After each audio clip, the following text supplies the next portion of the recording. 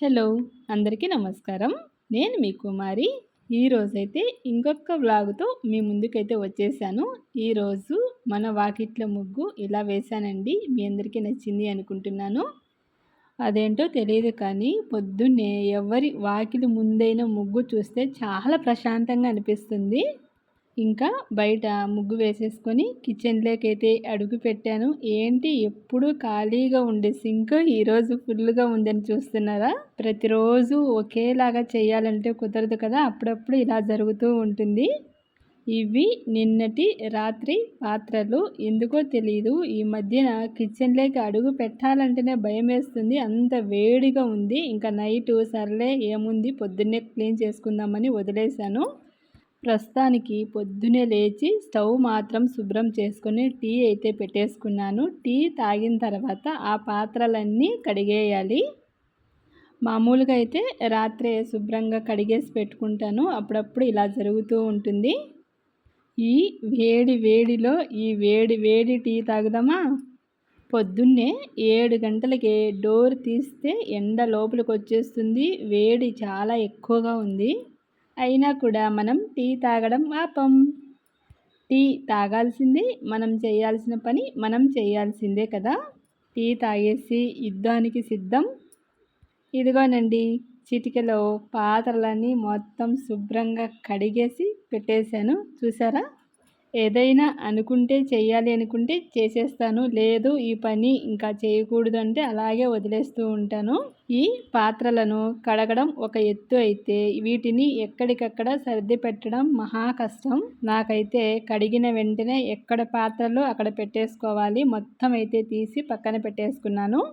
ఈరోజు మన ఇంట్లో టిఫిన్ ఇడ్లీ చేస్తున్నాను. ఇడ్లీ చేయడానికి చాలా ఈజీగా అనిపిస్తుంది. తర్వాత ఆ పాత్రలు కడగాలంటేనే చాలా కష్టంగా అనిపిస్తుంది. ఏదైతేనే ఇడ్లీ అయితే చాలా తొందరగా అవుతుంది.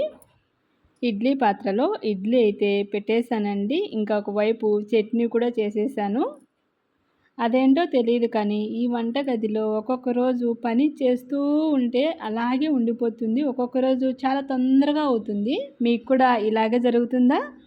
ఇదిగోనండి ఇడ్లీ అయితే రెడీ అయింది. అలాగే చట్నీ కూడా చేసేసాను. ఈరోజు మన ఇంట్లో టిఫిన్ ఇడ్లీ తిన్న తర్వాత మళ్ళీ స్టార్ట్ చేశాను. ఇదిగోనండి ఆ పాత్రలు అనేది మళ్ళీ వస్తూనే ఉంటాయి. మళ్ళీ కడుగుతూనే ఉండాలి. అలా వదిలేసామనుకోండి ఇందాక చూశారు కదా సింక్లో పాత్రలు అలా వస్తాయన్నమాట. నాకైతే మనం కత్తులు కడుగుతాము, కత్తెరలు కడుగుతాము. ఏది ముట్టుకుంటే అది కడగాల్సిందే. ఈ అలవాటును మానుకోవాలంటే మీ దగ్గర ఏదైనా చిట్కా ఉంటే నాకు షేర్ చేయండి. లేదు మేము కూడా మీలాగే అంటే కామెంట్ చేయండి. ఇదేంటి కుమారి చేతిలో ఏదో గిఫ్ట్ బాక్స్ ఉంది చూపిస్తుంది అనుకుంటున్నారు కదా! నిన్న సాయంత్రం మా చిన్నోడు ఒక బర్త్డే పార్టీకి వెళ్ళాడు. అక్కడ ఈ రిటర్న్ గిఫ్ట్ అయితే ఇచ్చారు.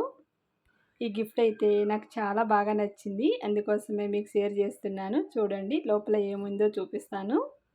ఇప్పుడు బర్త్డేస్ చేస్తున్న ప్రతి ఒక్కరు రిటర్న్ గిఫ్ట్ అనేది ఇస్తున్నారు కదా! అలా ఇది రిటర్న్ గిఫ్ట్ లాగా ఇచ్చారు. చాలా బాగుంది కదా! Coffee mug.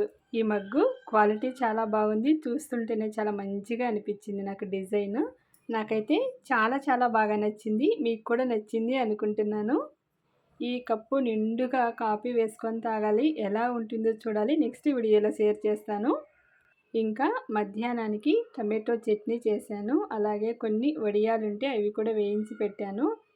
ఆ రోజు మనం చేసుకున్న వడియాలు ఈ విధంగా ఉపయోగపడుతున్నాయి. చాలా టేస్టీగా కూడా ఉన్నాయి. చూసారు కదండి, ఇంతేనండి ఈ రోజుటి వీడియో. ఈ వీడియో మీకు నచ్చితే లైక్ చేసి షేర్ చేయండి. రేపటి ఇంకొక మంచి వీడియోతో మీ ముందుకు వస్తుంది మీ కుమారి.